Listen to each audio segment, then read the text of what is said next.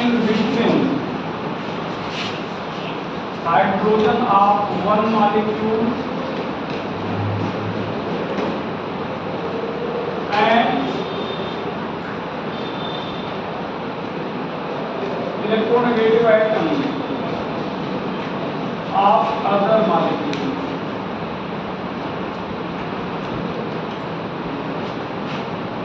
Same or different type.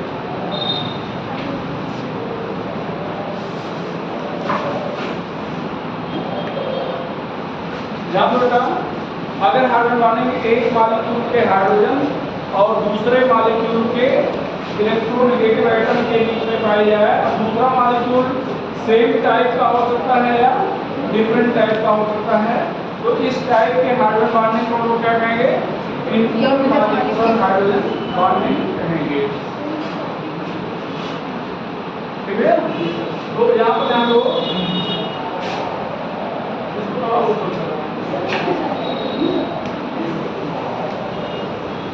यहाँ पर ध्यान दो, ये जैसे देखो यहाँ पर एल्कोहल है, ये एल्कोहल एक मॉलिक्यूल है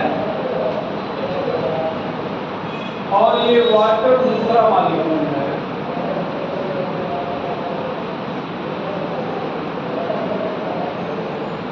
ये दूसरा मॉलिक्यूल है, ये डिफरेंट टाइप के मॉलिक्यूल है। देखो ये एल्कोहल का एच दिया गया और वाटर का क्या है? ऑक्सीजन।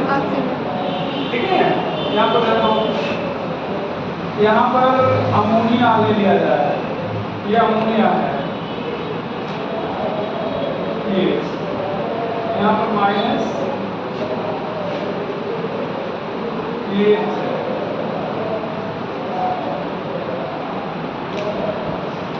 प्लस, ये दोनों एक ही टाइप के मॉलिक्यूल हैं, ये डिफरेंट टाइप के मॉलिक्यूल हैं और ये एक ही टाइप का मॉलिक्यूल है।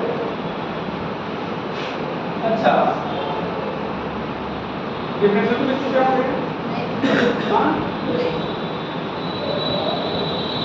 यहाँ पर ध्यान दो, हम दो डायग्राम बना रहे हैं,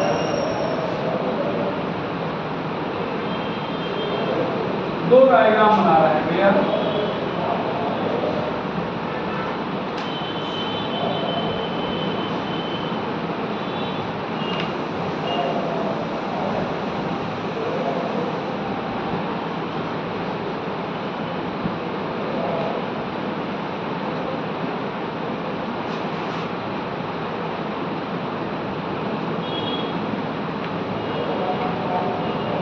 एक डायग्राम और ये है दूसरा डायग्राम।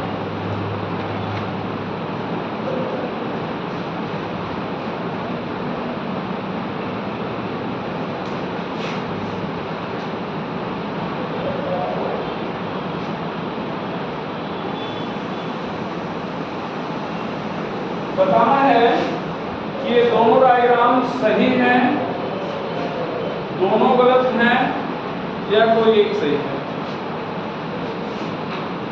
दोनों सही हैं, दोनों गलत हैं या कोई एक सही है।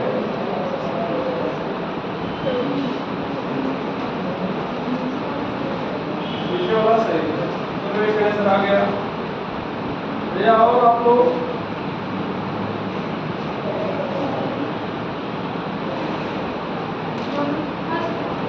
फर्स्ट वाला आप फर्स्ट वाला बता, सेकंड वाला, और कुछ लोग बोलना चाहे बोल सकते हैं। फर्स्ट वाला नो, कोई रीजन है? पहले लिखा गया तो पहले तो सही नहीं बनाया जाएगा, अगर तुम आएगा पहले पहला सही है, दूसरा गलत है। गलत तो है, गलत तो नहीं है, लेकिन बनेगा नहीं, एग्जिस्ट नहीं करेगा। तो एग्जिस्ट नहीं करेगा इसको तो गलत ही है। तो कारण क्या देखोगा, क्यों गलत बोला जा रहा है इसको? तो यहाँ पर ध्यान दो, ये यफ है और ये यफ है। इस केस में यफ नजदीक है या इस केस में यफ नजदीक है? यहाँ नजदीक है ना। तो यहाँ पर नीचे वाले में देखो तो यह काफी क्लोज है, इधर क्या है? ट्यूब काफी फ्लोर है।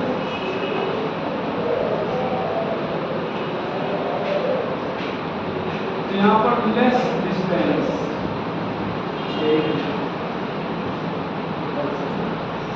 hence more repulsion.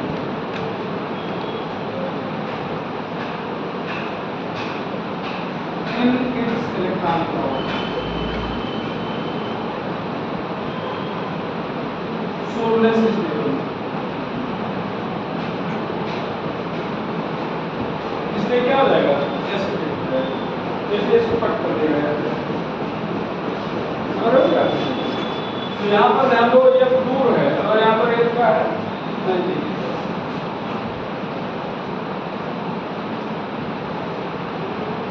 अच्छा, यहाँ पर बॉन्ड एंगल अगर पूछा जाए तो ये 140 डिग्री है। कितनी डिग्री है? ये है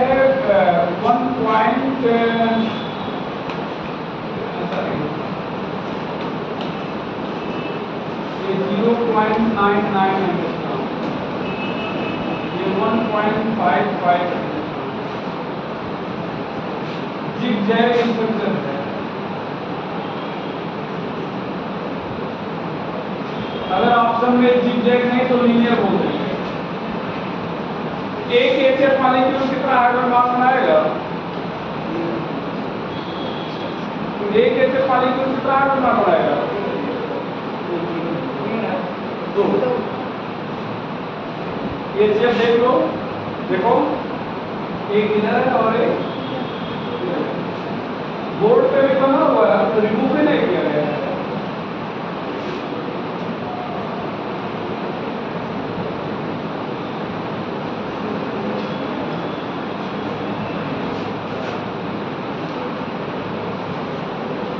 There occur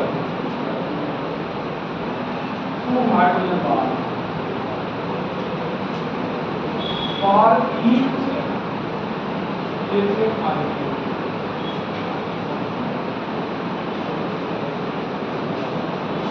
There occurs two hydrogen bonds for each HF molecule. तो प्रत्येक HF molecule के दो हाइड्रोजन बॉन्ड बनाएंगे।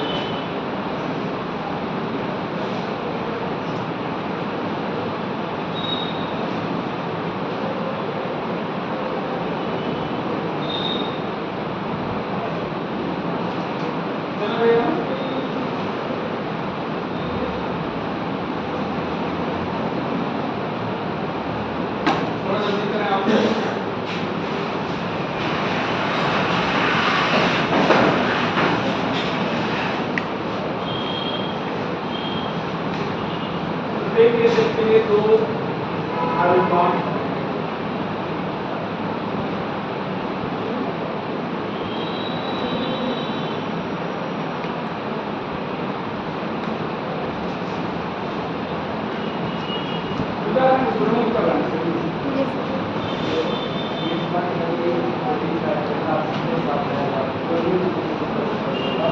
साइज बड़ी होती है, साइज छोटी होना चाहिए, इलेक्ट्रॉन ज्यादा होनी चाहिए। कल क्या पढ़ाया था कि साइज छोटी और इलेक्ट्रॉन क्या होना चाहिए? ज्यादा होना चाहिए। Cl की भी इलेक्ट्रॉन 3 है, नाइट्रोजन की भी इलेक्ट्रॉन 3 है। नाइट्रोजन हाइड्रोजन बॉन्ड बनाता है जबकि Cl नहीं बनाता, तो कारण क्या है? Cl की साइज बड़ी। चलो effect of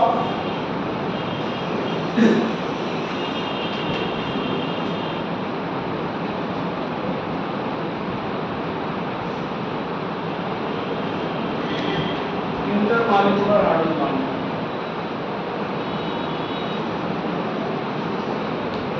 effect of intermolecular hydrogen bond. पहला, it increases surface area, so increases boiling point and melting point। तो ये सरफेस एरिया को इंक्रीज करता है, जिससे बॉइलिंग और मेल्टिंग पॉइंट क्या हो जाएगा? बढ़ जाएगा। यहाँ पर ध्यान रखना, इधर ध्यान देना। ये अभी इसके बाद हम लोग चर्चा करेंगे वाटर वाल फोर्स पे। किस पे चर्चा करेंगे? तो जो कोवैलेंट कंपाउंड है इनका मेल्टिंग बॉइलिंग पॉइंट 2-3 फैक्टर पर डिपेंड करता है। एक को हाइड्रोजन बॉन्ड हो गया, दूसरा दूसरा वान डेर वाल्स फोर्स हो गया, और तीसरा हो गया पोलरिटी। 3 फैक्टर पर डिपेंड करता है। उसमें सबसे ज़्यादा जो सुपीरियर फैक्टर है वो क्या है? मतलब हाइड्रोजन बॉन्ड है। क्या है? Hydrogen bond. अभी बताएंगे। तो ये 3 फैक्टर पर डिपेंड करेगा, और ये जो वान डेर वाल्स फोर्स है वे लिखाएंगे तो ये मॉलिक्यूलर मास के डायरेक्टली प्रोपोर्शनल होता है। और सरफेस एरिया भी समझाएंगे, पूरा भी लिखना नहीं, इसको नहीं लिखना है, ठीक है? अभी इसको पढ़ाने चल रहे हैं। तो सरफेस एरिया बढ़ेगा, मॉलिक्यूलर मास बढ़ेगा तब भी वान डेर वाल्स फोर्स बढ़ेगा, और सरफेस एरिया बढ़ेगी तब भी बढ़ेगा। अब यहाँ पर ध्यान देना, CH4 है, कार्बन फैमिली है, यहाँ पर SiH4 है, यहाँ पर इसके बाद क्या हो जाएगा? GeH4, CnH4। अब ये कोवैलेंट मॉलिक्यूल है सभी, यहाँ पर हाइड्रोजन बॉन्ड नहीं है, तो हम लोग ये हाइड्रोजन बॉन्ड देखेंगे और क्या देखेंगे? पोलरिटी, और क्या देखेंगे? वान डेर वाल्स फोर्स। ये क्रम देखेंगे। इन सबको लिखने की जरूरत नहीं, बात पढ़ाएंगे, ठीक है? सबसे सुपीरियर फैक्टर कौन होगा? हाइड्रोजन बॉन्ड, फिर पोलरिटी, और फिर क्या होगा? वान डेर वाल्स फोर्स। तो यहाँ पर केवल वान डेर वाल्स फोर्स है, हाइड्रोजन बॉन्ड नहीं, पोलरिटी नहीं है। तो अब बताओ, मॉलिक्यूलर मास तो बढ़ रहा है, बढ़ रहा ना, इसका मतलब वान डेर वाल्स फोर्स बढ़ना चाहिए, बढ़ेगा भी। मेल्टिंग और बॉइलिंग पॉइंट क्या होना चाहिए? बढ़ना चाहिए, बढ़ेगा। यहाँ पर अगर आपसे कहा जाए कि मेल्टिंग और बॉइलिंग पॉइंट के बारे में आप लोगों की राय क्या है, तो बढ़ रहा है। बॉइलिंग पॉइंट गया, क्या करोगे? बढ़ रहा है। एच कारण क्या कहोगे? वान डेर वाल्स फोर्स बढ़ रहा है। अच्छा, अगर यही सेम चीज यहाँ पर देखा जाए, ध्यान दो, ये NH3 है, ये PH3 है, ASH3 है, SPH3। अब यहाँ पर ध्यान दो, मॉलिक्यूलर मास नीचे आने पर बढ़ रहा है, मेल्टिंग बॉइलिंग पॉइंट बढ़ना चाहिए, लेकिन ये अमोनिया में क्या पाया जा रहा है? हाइड्रोजन बॉन्ड पाया जा रहा है, इसलिए अमोनिया का मेल्टिंग और बॉइलिंग पॉइंट सबसे ज्यादा हो जाएगा। Boiling point, not melting point. क्यों ज्यादा हो गया भैया? हाइड्रोजन बॉन्ड क्यों ज्यादा हो गया? Hydrogen bond. इसको थोड़ा यहाँ पर ध्यान देना, यहाँ पर H2O, H2S लिख रहे हैं, H2SE, H2PE, H2O। यहाँ पर बॉइलिंग पॉइंट और मेल्टिंग पॉइंट दोनों सबसे ज्यादा होगा। कारण वही हाइड्रोजन बॉन्ड। यहाँ पर HF, HCl लिख रहे हैं, HBr, HI, HF लिख रहे हैं, बॉइलिंग पॉइंट। कारण क्या बेटा? Hydrogen bond. ध्यान दो। अच्छा, 3 फैमिली हैं, ऑक्सीजन, नाइट्रोजन और क्लोरीन। बॉइलिंग पॉइंट अपनी फैमिली में सबसे ज्यादा है, बॉइलिंग पॉइंट अपनी फैमिली में सबसे ज्यादा। थोड़ा सा दिमाग लगा के याद करेंगे। मेल्टिंग पॉइंट तीनों का अलग अलग है, जैसे यहाँ पर वाटर का मेल्टिंग पॉइंट भी सबसे ज्यादा है। लेकिन अगर HF वाली फैमिली को बेटा, तो ये ध्यान देना, HCl, HBr, HI, यहाँ पर HF, यहाँ पर HI हो जाएगा। ये मेल्टिंग पॉइंट का। और यहाँ पर अमोनिया वाली, नाइट्रोजन वाली फैमिली में अगर कहा जाए तो यहाँ पर क्या हो जाएगा? PH3, NH3, ASCH3, SPH3। Melting point का तो ध्यान देना, कैसे याद रखोगे? ध्यान दो, बॉइलिंग पॉइंट वाला तो तीनों में सबसे नीचे है, मतलब सबसे ज्यादा है। बॉइलिंग पॉइंट की समस्या ही नहीं है, मेल्टिंग में याद रखेंगे। यहाँ पर ध्यान दो, वाटर वाले में बॉइलिंग सबसे नीचे है, HF वाले में कहाँ से है? नीचे से दूसरे स्टेप पर, और अमोनिया दूसरे। ठीक है, तो कुछ ऐसा करके आपके नाम बैठा दीजिएगा, बॉइलिंग पॉइंट दूसरा हो जाएगा। एक क्वेश्चन है, इसको रिमूव कर क्या लिखो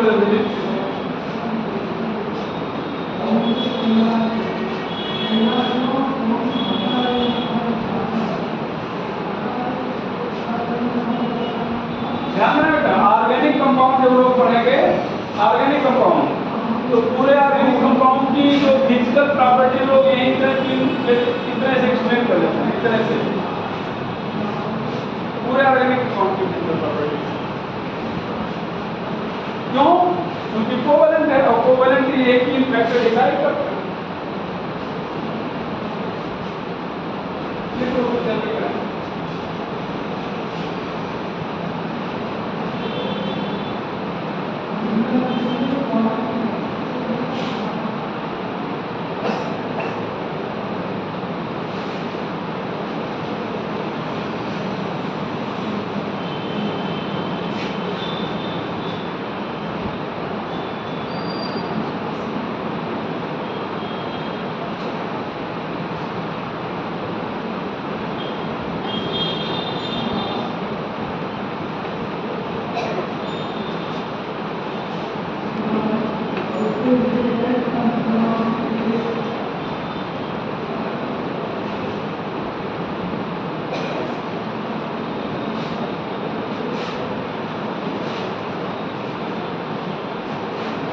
रिमूव करना है, चलो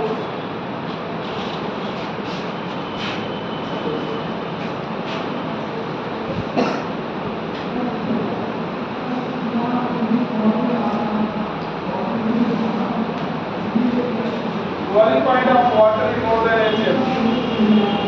वाटर का बॉइलिंग पॉइंट HF से ज्यादा है, जबकि HF में हाइड्रोजन बॉन्ड स्ट्रेंथ ज्यादा है, मतलब हाइड्रोजन बॉन्ड स्ट्रेंथ HF पे ज्यादा है, बॉइलिंग पॉइंट वाटर का ज्यादा है। तो रीजन क्या करेंगे, आंसर क्या देंगे, as there is more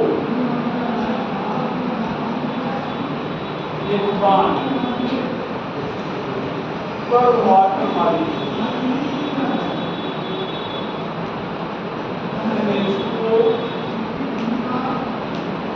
while 2 electron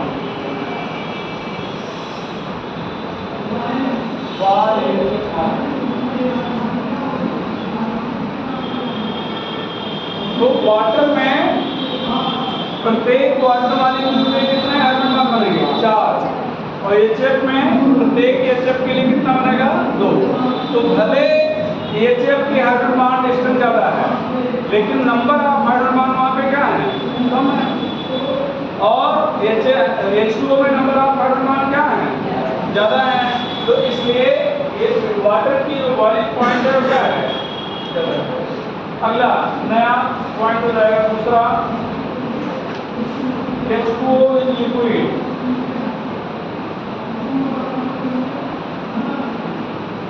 due to hydrogen bond,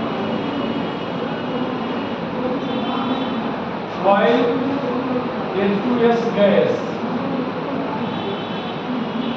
hydrogen bond absent। यहाँ पर ध्यान रखना, तीसरा KHF2 इस फॉर्म, KHF2 बनता है as HF as hydrogen bond, while KHF2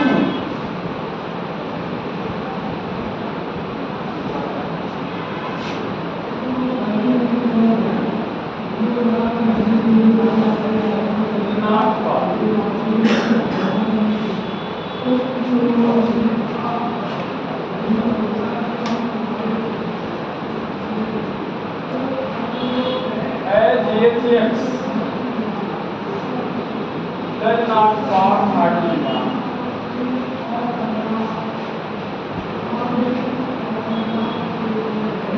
As HX does not form hydrogen bond. तो ये H हाइड्रोजन बॉन्ड नहीं बनाता, इसलिए नहीं बनेगा। ठीक है, तो X क्या है? CF3RI। अगला point CF2 ionised as,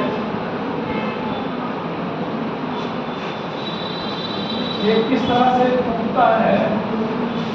CF2 minus, ये सारे क्वेश्चन पूछे जाते हैं। K प्लस HF2 माइनस के ऊपर टूटता है।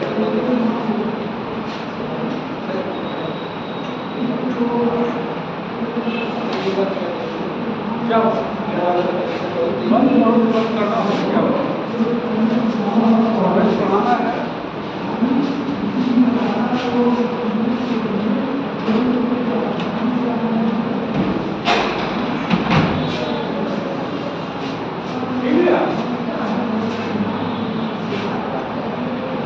Secondary structure of protein,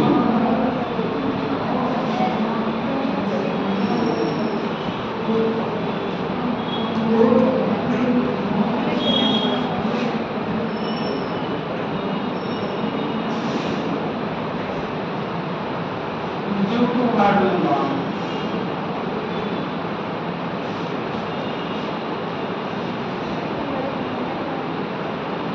in DNA and RNA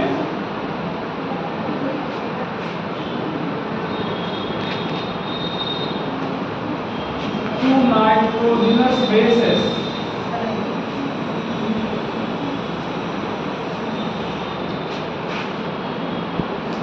are attached by hydrogen bond, attached by hydrogen bond। यहाँ पर एडेनिन और थाइमिन, ग्वानिन और साइटोसिन, ये DNA में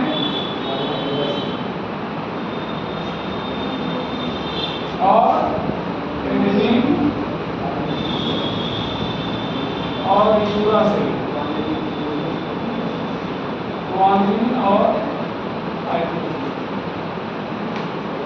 RNA में कितने हाइड्रोजन बॉन्ड होंगे?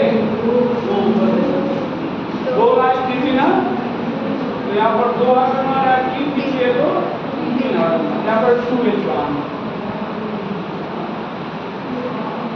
यहाँ पर 3।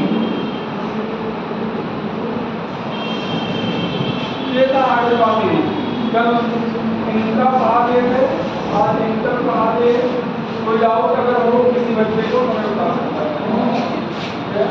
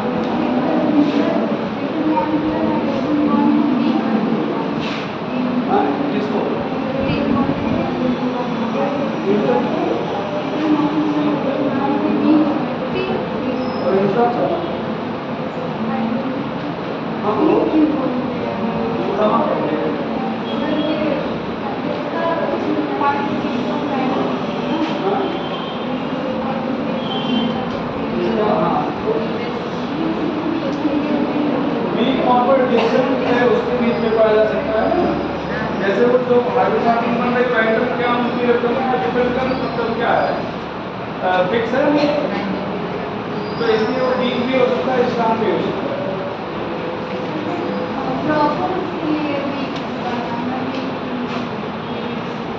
जैसे यहाँ पर क्या बेटा कि यहाँ जब इंट्रा होगा तो वहाँ पर जो एटम होंगे वो फिक्स होंगे, इंट्रा में एटम क्या होंगे? फिक्स होंगे। इंटर में एटम फिक्स नहीं है। जैसे मान लो वो एक पर एच है तो उसको अट्रैक्ट करने वाला एम भी हो सकता है, एन भी हो सकता है, कोई और रिएक्टर हो सकता है, क्योंकि डिफरेंट के बीच में हो रहा है ना, इसकी वो भी है। और क्या होता है? हाँ, वाटर वाल्व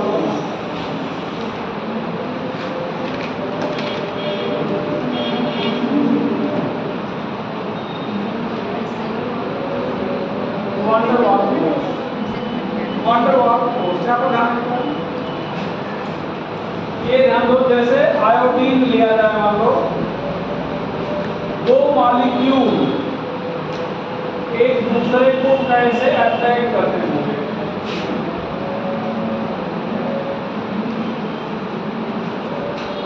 दो मॉलिक्यूल एक दूसरे को कैसे अट्रैक्ट करते होंगे?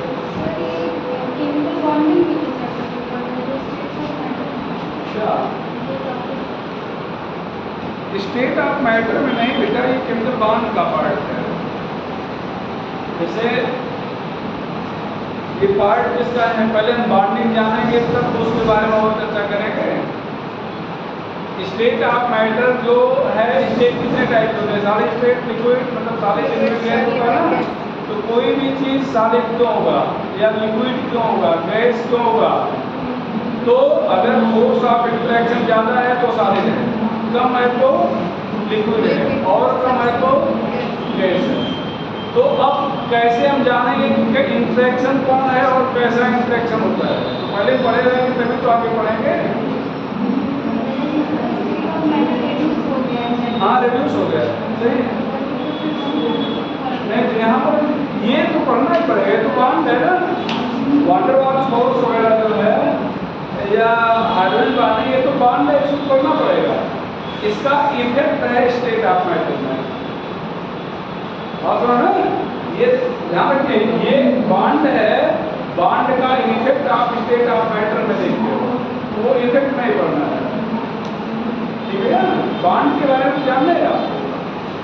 यहाँ पर क्या है, यहाँ तो इसके बारे में जाना तो क्या समझता होगा, फिजिकल प्रॉपर्टी आ रही थी, एक भी नहीं समझता होगा। हाँ, तो क्या कर सकते यहाँ पर जैसे दो आयोडीन मॉलिक्यूल है या दो CO2 मॉलिक्यूल है या दो कोई भी कोवेलेंट मॉलिक्यूल है, तो उनके बीच में कौन सा फोर्स पाया जाता है, कैसे फोर्स डेवलप होता है?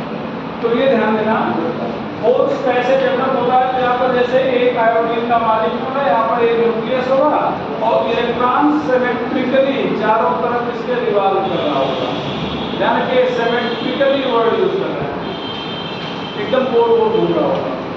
तो जब एक आयोडीन का मॉलिक्यूल है, इसके पास दूसरा मॉलिक्यूल आएगा, ध्यान रखिएगा, पहले का इलेक्ट्रॉन क्लाउड दूसरे के इलेक्ट्रॉन क्लाउड को रिपेल करेगा और दूसरे का इलेक्ट्रॉन क्लाउड पहले के इलेक्ट्रॉन क्लाउड को रिपेल करेगा। भाई यहाँ पर इलेक्ट्रॉन है, यहाँ पर क्या है, इलेक्ट्रॉन है, दो इलेक्ट्रॉन है, तो सेम चार्ज में क्या होगा, रिपल्सन होगा। तो एक का इलेक्ट्रॉन क्लाउड दूसरे के इलेक्ट्रॉन क्लाउड को क्या करेगा, रिपेल करेगा। अब अगर रिपल्सन दोनों साइड से सेम है, तो जैसे सिमेट्रिकल रिवॉल्व कर रहा था वैसे रिवॉल्व करेगा। मान लो किसी एक साइड से रिपल्सन बढ़ गया, किसी एक साइड से रिपल्सन क्या हुआ, बढ़ गया।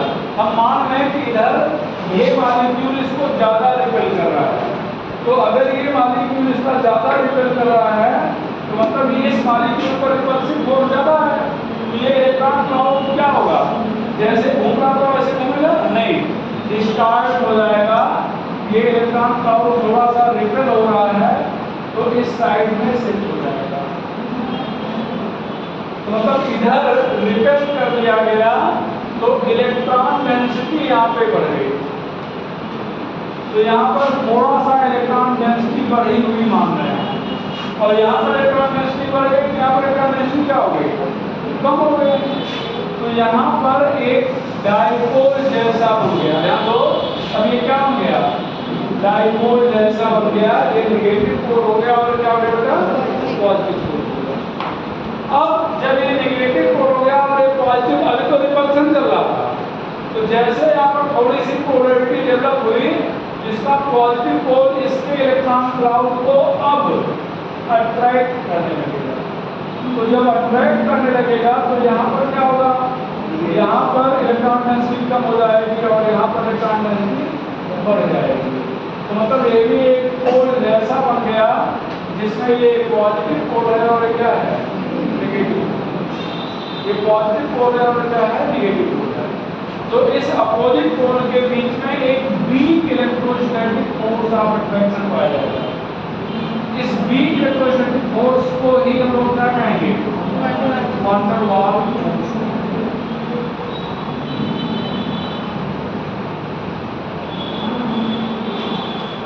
ठीक है, इसी को हम लोग लंदन फोर्स कहते हैं।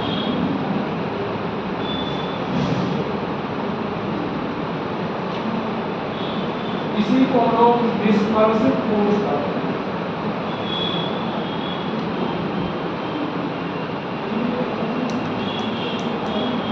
इसी को लोग वान डेर वाल फोर्स कहते हैं।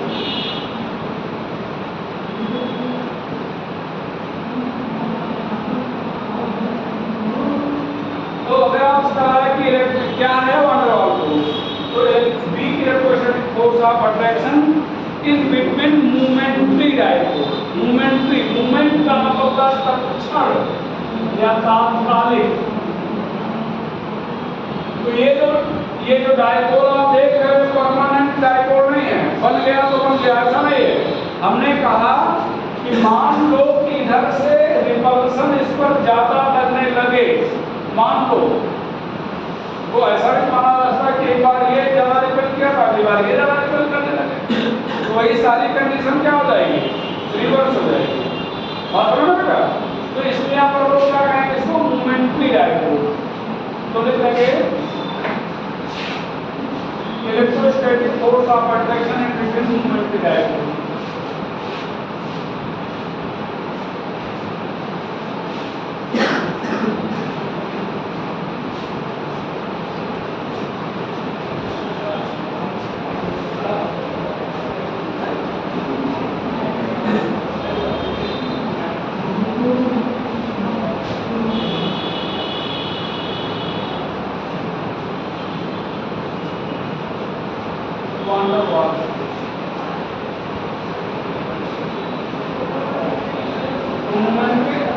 अगर आप एक डायपोल जो होता है परमानेंट होता है, मोमेंटरी होता है, तो क्या हो जाएगा, मोमेंटरी डायपोल।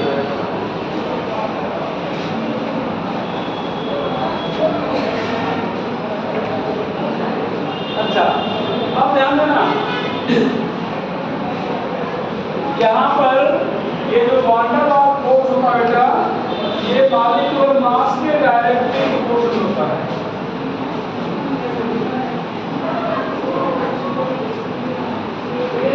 और ये डायरेक्टली प्रोपोर्शनल होता है सरफेस एरिया।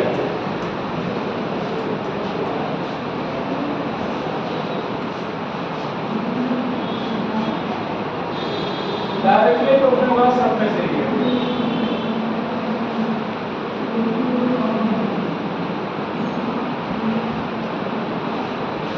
ध्यान देना, मॉलिक्यूलर मास बढ़ेगा तो इलेक्ट्रॉन क्लाउड बढ़ेगा, भाई एटॉमिक नंबर बढ़ेगा तो मास नंबर बढ़ेगा तो नंबर ऑफ इलेक्ट्रॉन बढ़ेंगे। इलेक्ट्रॉन बढ़ेंगे तो रिपल्सन ज्यादा होगा, पोल आसानी से डेवलप हो जाएगा। सरफेस एरिया या साइज कह सकते हो, जानना ना बेटा, सरफेस एरिया या साइज। अब ध्यान दो, यहाँ पर अगर ये F2 ले लिया जाए, आप बताओ किसका इलेक्ट्रॉन क्लाउड आसानी से रिफिल किया जा सकता है, F2 का या I2 का? किसका इलेक्ट्रॉन क्लाउड आसानी से रिफिल किया जा सकता है? I2 का। क्यों? क्योंकि इसका जो न्यूक्लियस है इससे इलेक्ट्रॉन क्लाउड क्या है, दूर है, तो अट्रैक्टिव फोर्स क्या है, कम है। यहाँ पर ये जो इलेक्ट्रॉन क्लाउड है, यहाँ पे मतलब ये न्यूक्लियस है, ये अपने इलेक्ट्रॉन क्लाउड को पावरफुली अट्रैक्ट कर रहा है, तो इसका रिपल्सन नहीं हो पाएगा। रिपल्सन नहीं हो पाएगा, इसका मतलब यहाँ पर डिस्टॉर्शन नहीं होगा, यहाँ पर कोड डेवलप नहीं होगा। तो ध्यान देना, ये जो वान डेर वाल फोर्स है ये दो चीज पर डिपेंड करता है, किस चीज पर का, वान डेर वाल फोर्स पर और सरफेस एरिया पर। हाँ, सब ये मतलब कंडीशन अगर देखा जाए तो कब हम लोग वान डेर वाल फोर्स देख मतलब मॉलिक्यूलर मास देखेंगे और कब सरफेस एरिया देखेंगे। तो अगर मॉलिक्यूलर मास सेम है तो हम लोग क्या लिखेंगे? मॉलिक्यूलर मास इज सेम, तो हम लोग सरफेस एरिया लिखेंगे। यहाँ पर ध्यान दो, F2 Cl2 Br2 I2, यहाँ पर मॉलिक्यूलर मास नीचे जाने पर क्या है? बढ़ रहा है, तो वान डेर वाल्स फोर्स क्या होगा? बढ़ेगा। और ध्यान देना बेटा, वान डेर वाल्स फोर्स बढ़ रहा है, तो अब यहाँ पर ध्यान दो, force of attraction, van der Waals force मतलब फोर्स ऑफ अट्रैक्शन बढ़ रहा है। तो अभी जैसे आप फिजिकल स्टेट की बात किए, तो यहाँ पर वान डेर वाल्स फोर्स वीक है, थोड़ा स्ट्रांग हुआ और स्ट्रांग हुआ, तो वीक होने के कारण ये गैस स्टेट में है। किस स्टेट में? गैस। थोड़ा सा स्ट्रांग हुआ, ये क्या हो गया? लिक्विड। और स्ट्रांग हुआ, ये क्या हो गया? सॉलिड। क्या हो गया? सॉलिड। तो अगर आपसे कहा है कि F2Cl2 लिक्विड है, सॉरी गैस है, Br2 लिक्विड है, I2 सॉलिड है, ऐसा क्यों? तो आप कहेंगे नीचे जाएंगे तो मॉलिक्यूलर मास बढ़ेगा, जिससे van der Waals force of attraction क्या होगा? बढ़ेगा। Van der Waals force of attraction बढ़ने से मेल्टिंग मतलब इसकी फिजिकल स्टेट क्या हो जाएगी? चेंज हो जाएगी। कम था तो गैस स्टेट में थे, थोड़ा ज़्यादा हुआ लिक्विड स्टेट में हो गया, और ज़्यादा हो गया तो सॉलिड स्टेट में हो गया। यहाँ पर ध्यान होता है, इसको ऊपर करना थोड़ा, ये ध्यान दो। यहाँ पर हम बात कर रहे हैं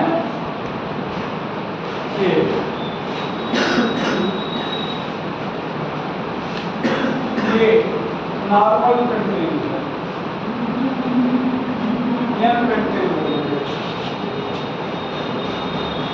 यहाँ पर ऑर्गेनिक पढ़ाएंगे, सब डिटेल में पढ़ाएंगे। आइसोपेंटेन है,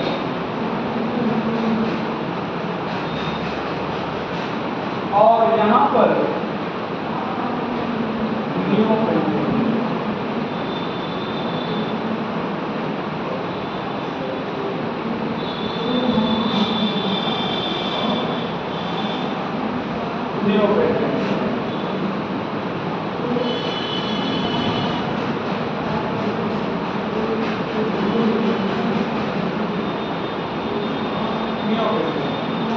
अब पूछा जाए किसकी सरफेस एरिया सबसे ज्यादा है?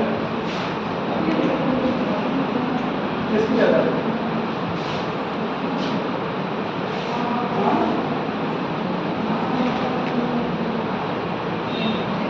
किसकी?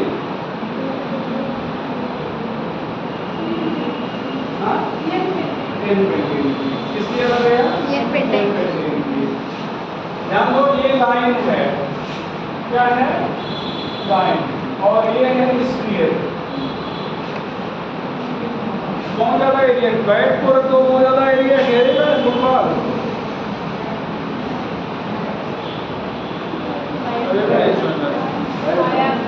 कौन ज्यादा एरिया घेरेगा? तो लाइन की जो सरफेस एरिया होती है ज्यादा होती है, और स्फीयर की सरफेस एरिया क्या होती है? यहाँ पर ये भी पेंटेन है, ये भी पेंटेन है, ये भी पेंटेन है, मतलब यहाँ पर अगर आप नीचे जाओ तो सरफेस एरिया क्या है? घट रही है, तो वान डेर वाल्स फोर्स क्या होगा? और वान डेर वाल्स यहाँ पर ध्यान दो, इफेक्ट अगर देखा जाए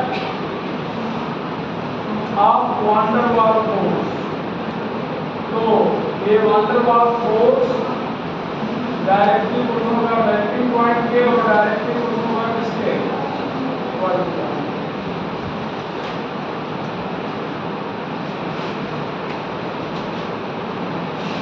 तो अगर यहाँ पर कहा जाए, यहाँ पर किसका मेल्टिंग और बॉइलिंग पॉइंट सबसे ज्यादा है? ऊपर वाले का, नीचे वाले का क्या है? सबसे कम है। यहाँ पर नीचे वाले का सबसे ज्यादा है। यहाँ पर ध्यान दो, N2 गैस है, N2 गैस है, P4 सॉलिड है। क्यों भैया? मॉलिक्यूलर मास किसका ज्यादा है? P4 का। Van der Waals force of attraction क्या होगा? ज्यादा होगा। O2 गैस है, ये स्टेट चालू है। क्यों भैया? क्यों? क्योंकि मॉलिक्यूलर क्या लिखोगे? जैसे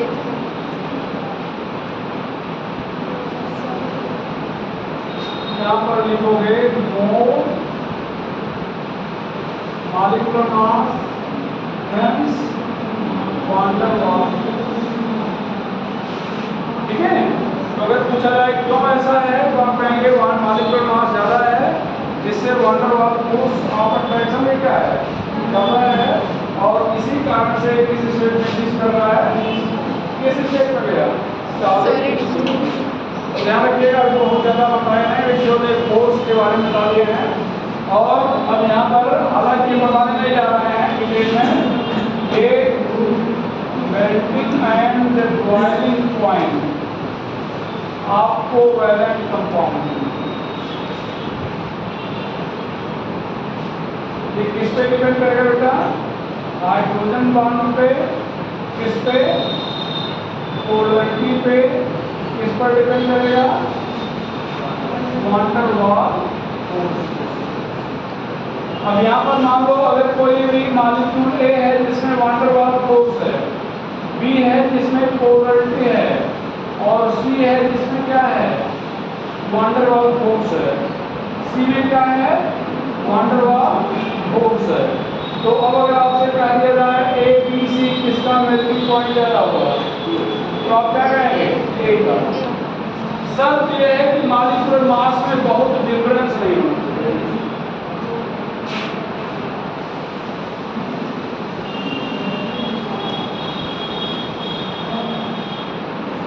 मॉलिक्यूलर मास में डिफरेंस शर्त क्या है? मॉलिक्यूलर मास में बहुत डिफरेंस नहीं होना चाहिए। तो ये चैप्टर चैप्टर 12 लोग पढ़ रहे थे, खत्म हुआ।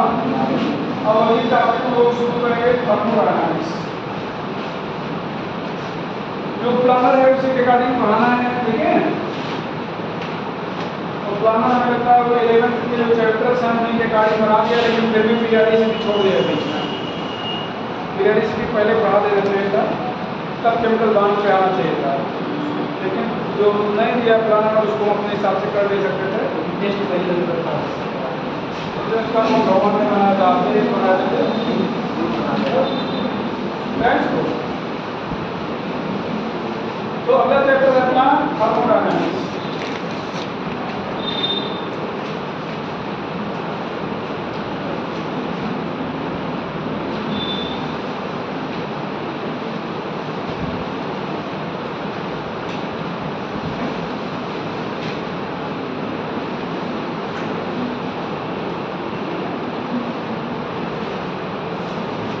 Under this branch, we study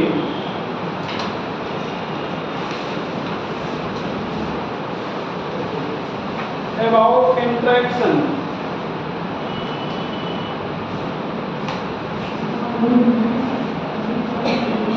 of energy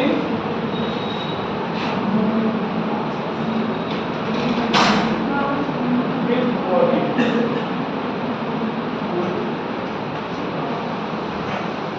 or flow of heat or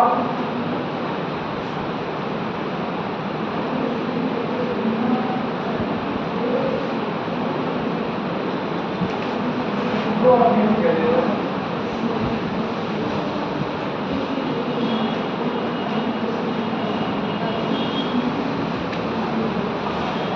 From system to surrounding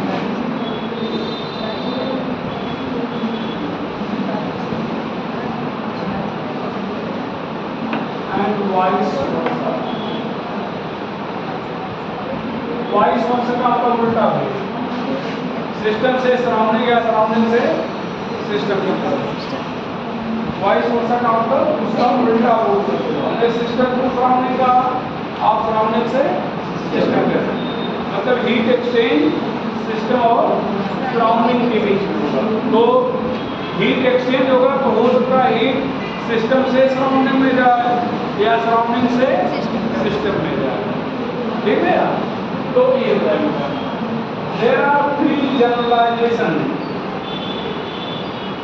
यहाँ पर 3 जनरलाइजेशन है।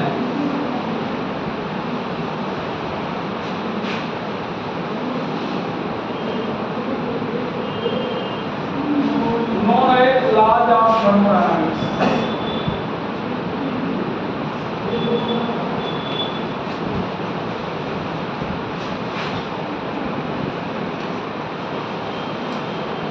यहाँ पर 3 जनरलाइजेशन हैं जिनको आप लॉज ऑफ थर्मोडायनामिक्स कहेंगे।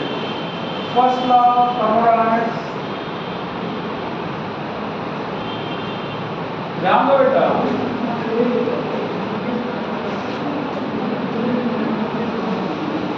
यहाँ पर second law of thermodynamics, third law of thermodynamics.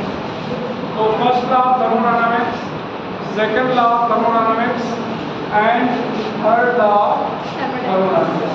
तो यहाँ पर 3 लॉ हैं। अच्छा, जनरलाइजेशन का मतलब जिनके कोई प्रूफ ना हो, उनको मान्यताएं कहेंगे। ठीक है, और लॉ के लिए प्रूफ होना चाहिए। लॉ के लिए क्या होना चाहिए? प्रूफ। तो कहानी में क्या सुना रहे हैं, तो जनरलाइजेशन है बिल्कुल लॉ शो कर रहे हैं, प्रूफ तो है नहीं, लेकिन कभी गलत नहीं होते, कभी गलत नहीं होते, इसमें बिल्कुल काबिल होते। आप समझ रहे हैं? तो ये हो जाएगा, इसको रूप कर क्या देखिएगा। पहले टर्म यूज, यहाँ पर देखिएगा टर्म यूज ये सब होगा।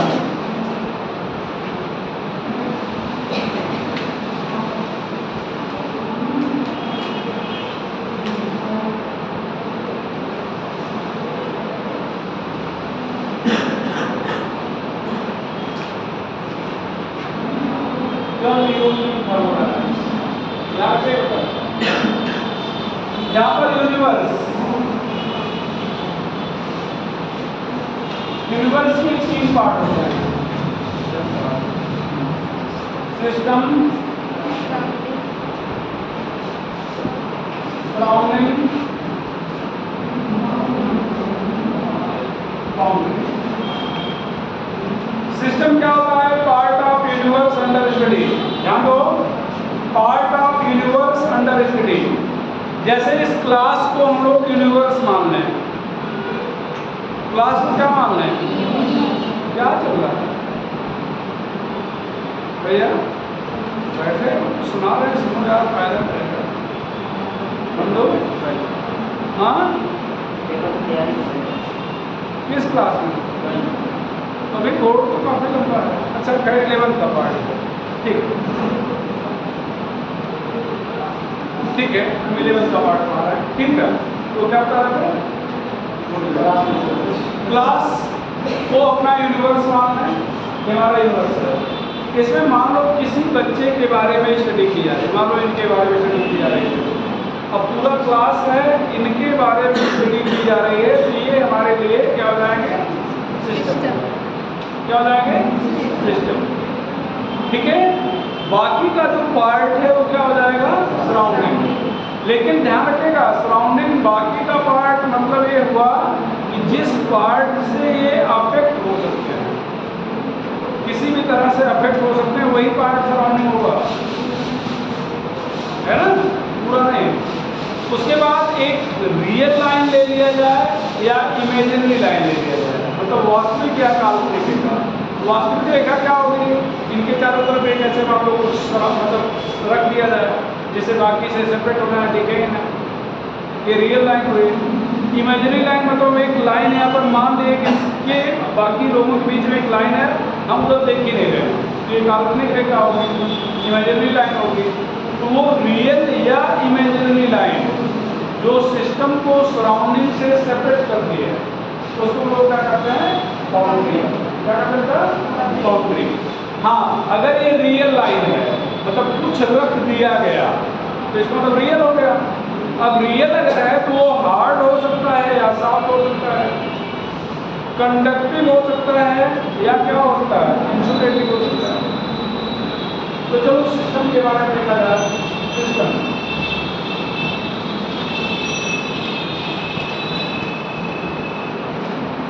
Part of universe under study.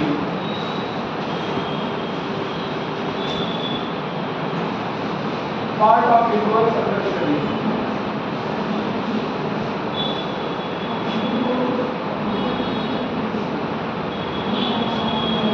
On the basis of composition,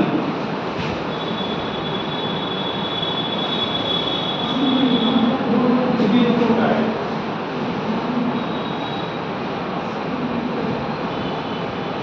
composition के बेस पर टू टाइप होगा। पहला homogeneous,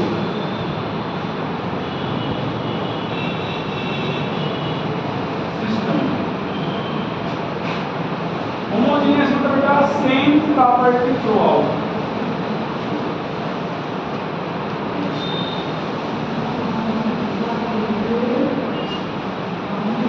same property through out, जिसके प्रत्येक बिंदुओं पर प्रॉपर्टी क्या हो?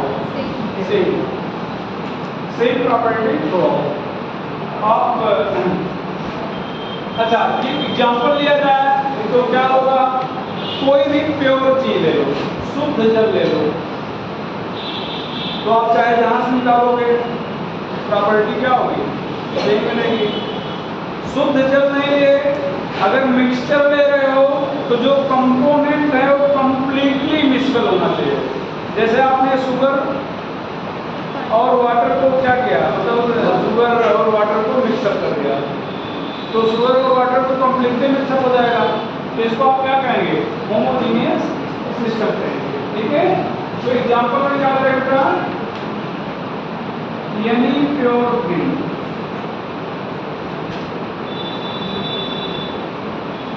are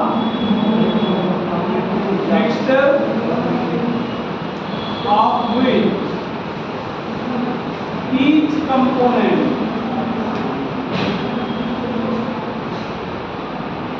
are completely miscible.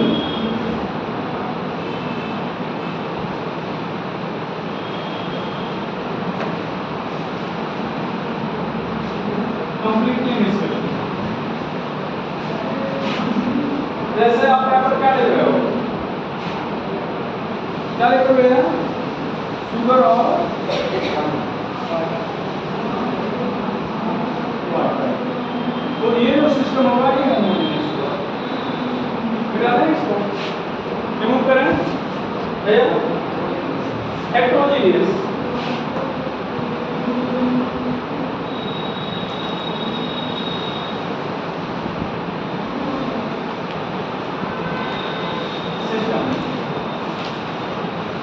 property not same throughout।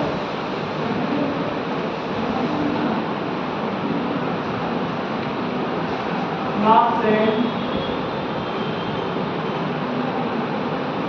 throughout। तो प्रत्येक बिंदु पर प्रॉपर्टी जो है सेम नहीं होगी।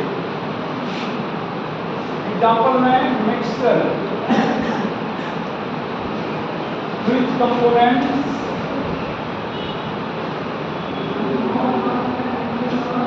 are not miscible, not completely miscible।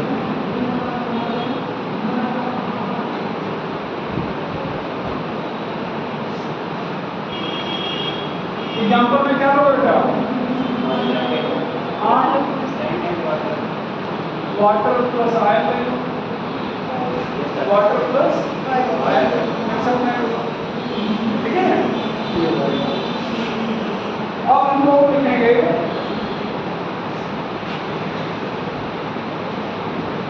on the basis of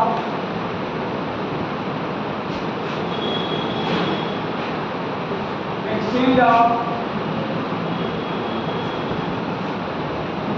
energy of mass।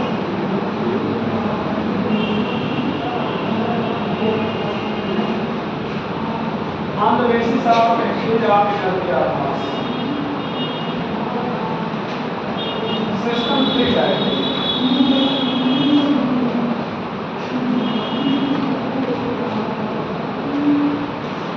System क्या रहेगा? ठीक है, पहला open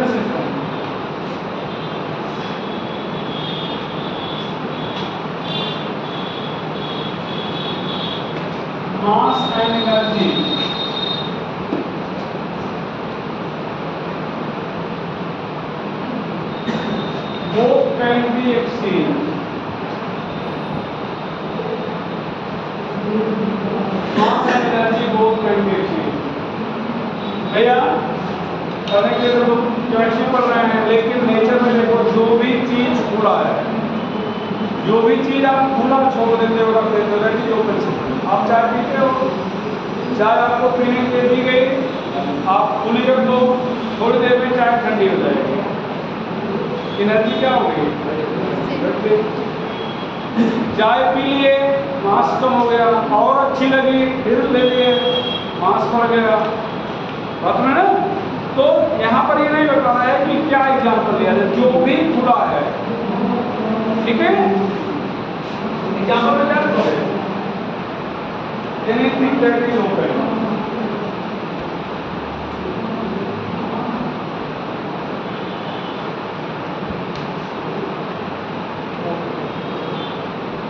like ice in open beaker,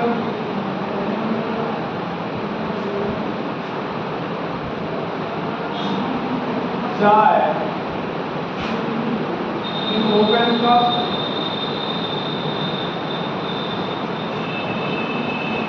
आप उसको क्या करोगे? ओपन या क्लोज? इसे भी जाता जाता रहता ना। और ponds, river,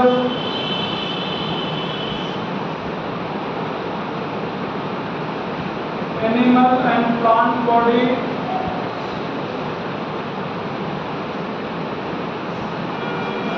animal and plant body, ये सब क्या हो जाएंगे?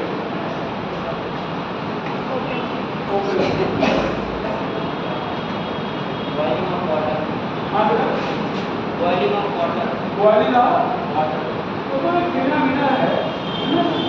बॉइलिंग ऑफ वाटर क्या, अभी आप इसको बंद करके बॉइल करो तो क्लोज हो जाएगा। बॉइलिंग ऑफ वाटर का जब ओपन रहेगा ना, क्वालिटी तो कर दिया गया उसको, यहाँ पर क्या चाय वगैरह आइस वगैरह ठीक है, बॉइल नहीं करोगे तभी तो होगा, ठीक है। जैसे आप बॉइल नहीं करते तब वाटर वैसे रख दियो नहीं कर, तभी तो ओपन सिस्टम है। उसमें वाटर मिला सकते हो, नहीं मिला सकते, एनर्जी भी कम कर सकते हो, नहीं कर सकते, ज़्यादा कर सकते हो। आई तो है, आई तो है। Yes, sir. Start.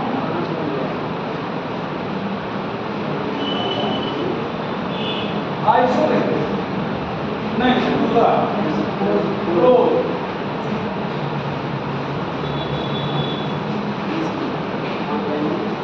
Only energy can be exchange, not the mass. Energy can be exchange not the mass. यहाँ पर जो भी बंद करके रखिए,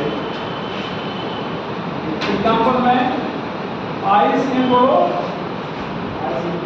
क्लोज भी कर, और भैया आइसोलेटेड सिस्टम, वो मास and energy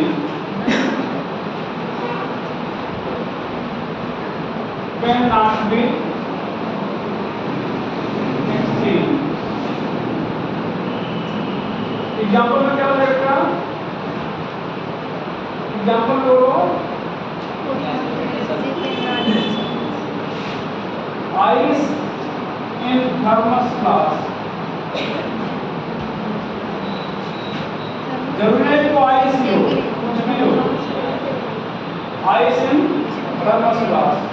तो थर्मस फ्लास्क में आप जो कुछ रख दिए वो क्या है? क्या है? Isolate.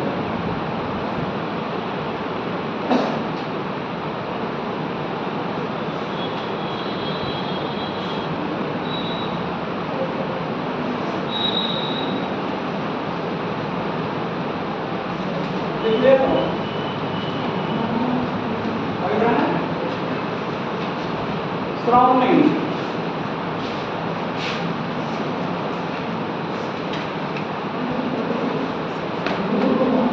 Surrounding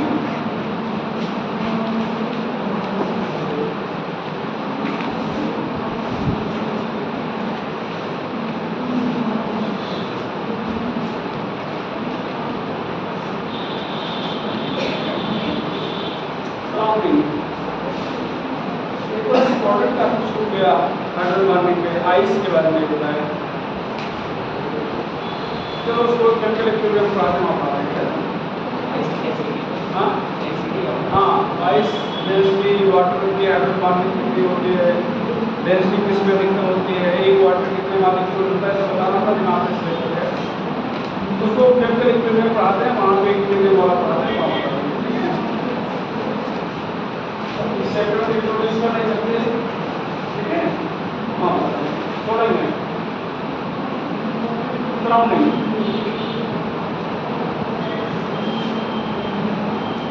part of universe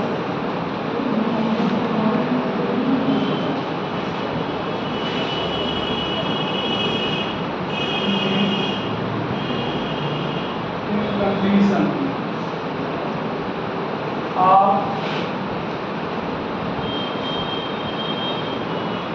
change of energy or mass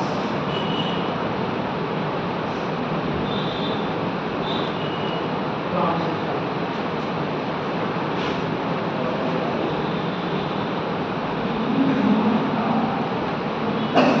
या कभी पेन लेके आइए उसको सुबह पे निकालेंगे उसको ये चिपका लीजिएगा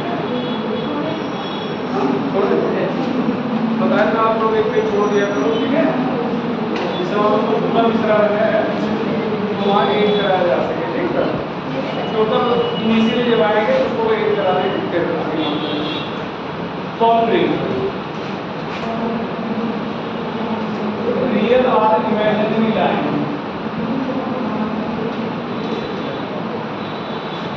which separate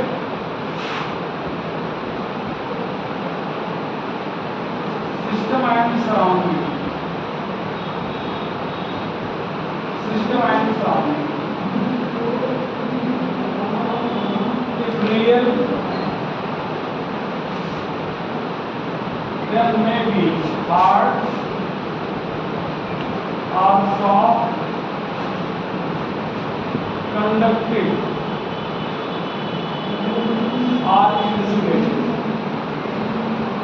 तो ध्यान रखना बेटा अगर ये रियल है तो फिर क्या हो जाएगी हार्ड हो सकती है या सॉफ्ट हो सकती है कंडक्टिव हो सकती है या फिर क्या हो सकती है इंसुलेटिव हो सकती है।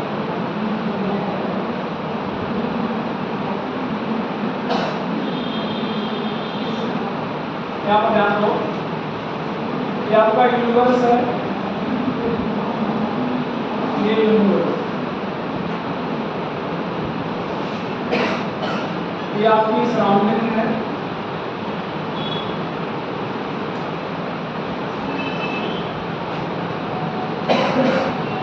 ये बाउंड्री है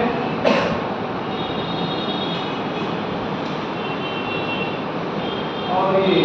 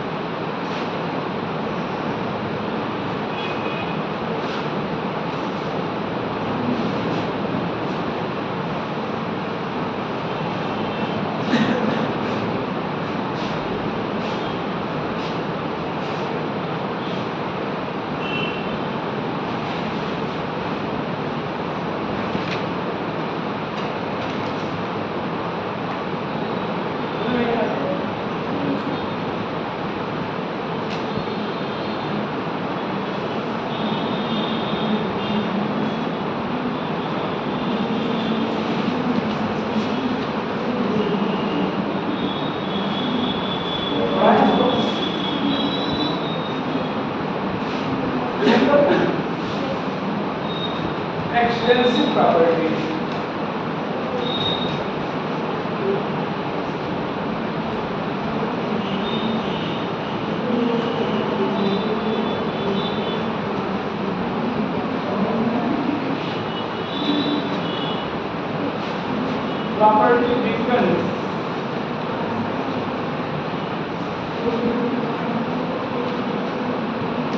Property depends upon amount.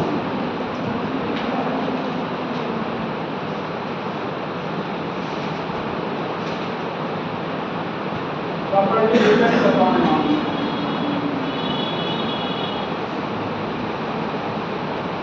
जो भी प्रॉपर्टी अमाउंट पर डिपेंड करेगी उसको एक्सटेंसिव प्रॉपर्टी, हिंदी में कहते हैं मात्रात्मक गुण। जैसे हिंदी में अगर इसका नाम लिया जाए तो इसका नाम क्या है? मात्रात्मक गुण। नाम ही मात्रात्मक गुण मतलब जो मात्रा पर निर्भर करे। हमारे हाथ में एक मार्कर है, एक और रख दिया जाए तो इसका मास बढ़ जाएगा, बढ़ जाएगा ना? तो इसका तो मास क्या है? मास क्या है? आप लोग सोच रहे हो वॉल्यूम क्या है? वॉल्यूम और एनर्जी।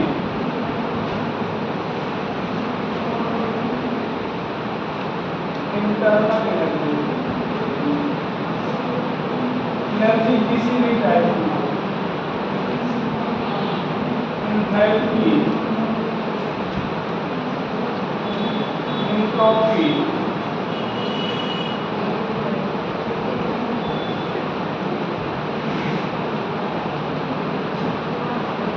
एरिया, एरिया,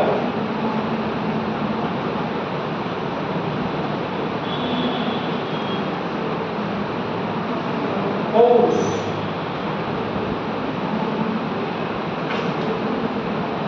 फोर्स के बराबर क्या है? तो यह के ना बराबर क्या है? या ये नहीं ये तो और कर सकते हैं। ये क्या बैठा है?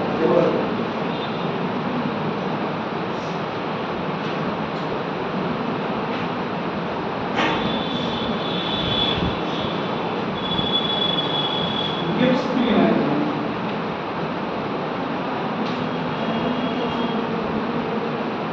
जहां पर भी इलेक्ट्रॉन वर्ड जुड़ जाएगा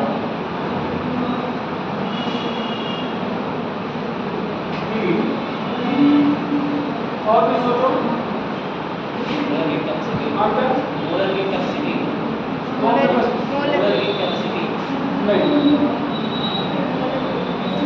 molar heat capacity, molar heat capacity definition का ना definition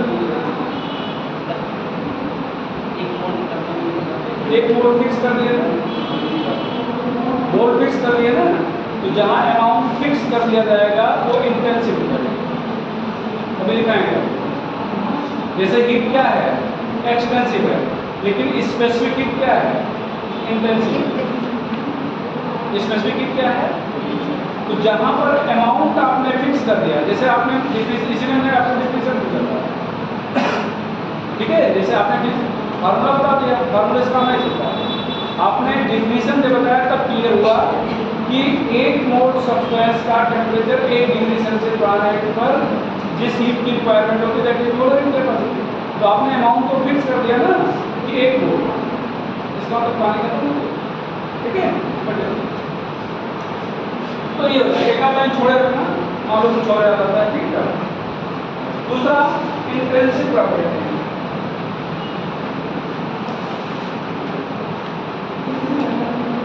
intensive property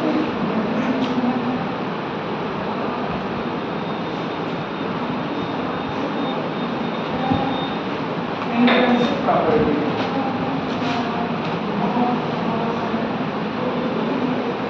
depends upon nature, not the amount.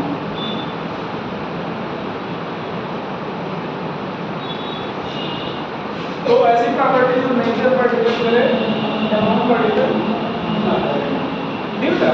अब जैसे टेम्परेचर लिया जाए, टेम्परेचर के बारे में हम लोग क्या टेम्परेचर, अब 1 लीटर टेम्परेचर मतलब 1 लीटर वाटर है और मान लो 100 डिग्री सेल्सियस पर उबल रहा है, आप सडनली उसको आधा कर दो तो टेम्परेचर क्या रहेगा, 50 या 100? 100 ही रहेगा। सडनली आप आधा कर दिए टेम्परेचर। प्रेशर, प्रेशर के बारे में आप लोग क्या राय है? प्रेशर बराबर क्या होता है, फोर्स अपॉन एरिया होता है ना। प्रेशर बराबर क्या होता है, फोर्स अपॉन एरिया। फोर्स क्या है, एक्सटेंसिव, एरिया क्या है, एक्सटेंसिव। तो दो एक्सटेंसिव प्रॉपर्टी का रेशियो हमेशा इंटेंसिव। कंसंट्रेशन, कंसंट्रेशन क्या, मास अपॉन वॉल्यूम लिखते हो या डेंसिटी उसी को कर सकते हो, मास अपॉन वॉल्यूम, इसी को आप डेंसिटी भी कर सकते हो। ये दोनों क्या है, या मोल अपॉन वॉल्यूम लिखते हो, जो भी मास अपॉन वॉल्यूम या मोल अपॉन वॉल्यूम। तो मास और मोल दोनों क्या है, एक्सटेंसिव प्रॉपर्टी, तो दोनों का रेशियो इंटेंसिव है। भाई चाय पीते हो ना, तो चाहे थोड़ी सी चाय पी लो तो नहीं मीठी लगेगी, ढेर सारी चाय पी लो तो नहीं मीठी लगेगी। ऐसा नहीं कहा मेरे मुंह बढ़ा दिया स्वीटनेस बढ़ गई। डेंसिटी, जब आपसे पूछा है कि वाटर की डेंसिटी क्या है, तो आप पूछते हो कि वाटर कितना लिए हो, पूछते हो, बस डेंसिटी पूछा क्या आपने, डेंसिटी पर बता दिया। अभी नहीं पूछ रहे हो कि वाटर कितना है, 1 लीटर है, 2 लीटर है, 10 लीटर है, 12 लीटर है, ठीक है। तो ये डेंसिटी हो गया, कंसंट्रेशन को एक ही चीज है। और क्या भैया, viscosity, surface tension,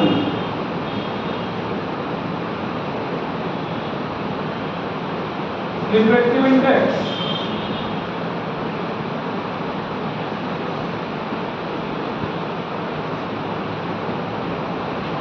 refractive index बोलो, इलेक्ट्रोड पोटेंशियल काफी इंपॉर्टेंट है। जब आपसे कहा जाए जिंक रॉड का इलेक्ट्रोड पोटेंशियल क्या होता है, या किसी जिंक एक एग्जांपल ले हैं, जैसे जिंक लो, इलेक्ट्रोड पोटेंशियल क्या होता है, तब आप ये नहीं कहोगे कि जिंक रॉड कितनी मोटी है, कितनी छोटी है, कितनी बड़ी है, कहोगे नहीं, ठीक है। मेल्टिंग पॉइंट, बॉइलिंग पॉइंट, जितने भी पॉइंट है, melting point, melting point, boiling point, freezing point, ये सब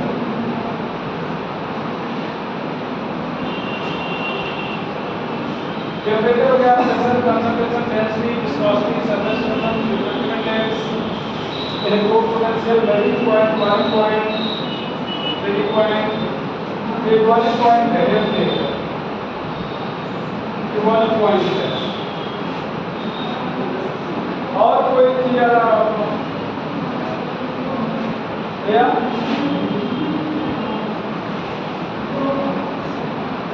तो ये क्या है, इंटेंसिव प्रॉपर्टी, क्या है इंटेंसिव प्रॉपर्टी। एक लाइन नोट करके लीजिएगा, एक लाइन नोट करके, ratio of two extensive property is always intensive.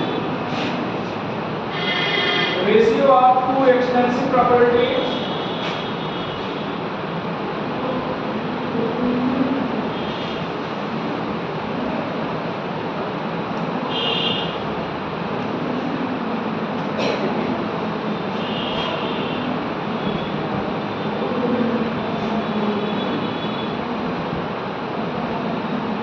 always intensive.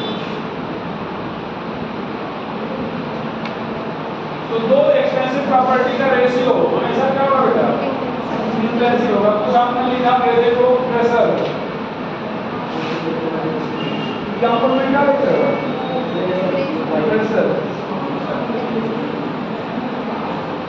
Force upon area, density, mass upon volume. अच्छा, लिखने का एक और लाइन, सेकंड पॉइंट, अगर अमाउंट को फिक्स कर दिया जाए तो एक्सटेंसिव प्रॉपर्टी इंटेंसिव हो जाएगी। लिखेंगे if amount is specified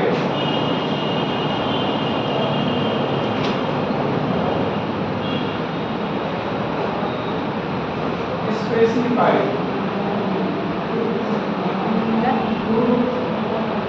Then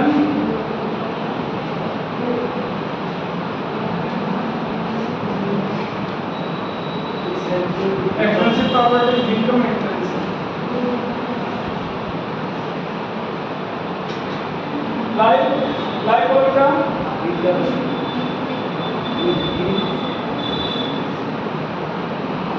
like heat capacity, specific heat capacity.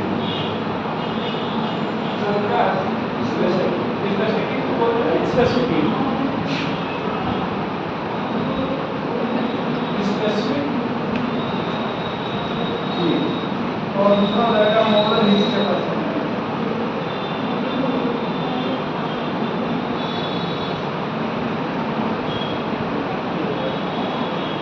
तो चलो बाकी गाने पे खत्म करते हैं. कल हम लोग state function, state variable, internal energy, entropy, sir enthalpy सारी चीजें कर चुके हैं. तो काम करें कल.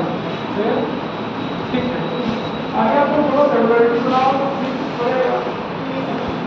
इतना और तो कराओ आप कर देना. ठीक है.